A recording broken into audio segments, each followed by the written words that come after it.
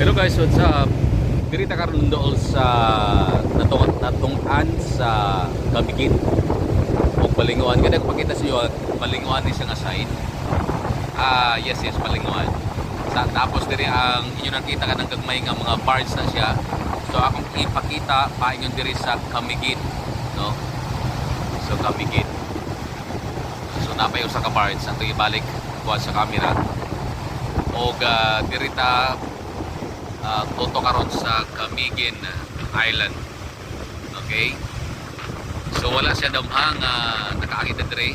Kaya ang atong biyahe gikan sa Manila, gikan sa Cagayan de Oro paingon sa Manila. So mo-drop ta una dire sa Butuan. So mo ta nakaakita dire sa part sa Camiguin Island. Okay?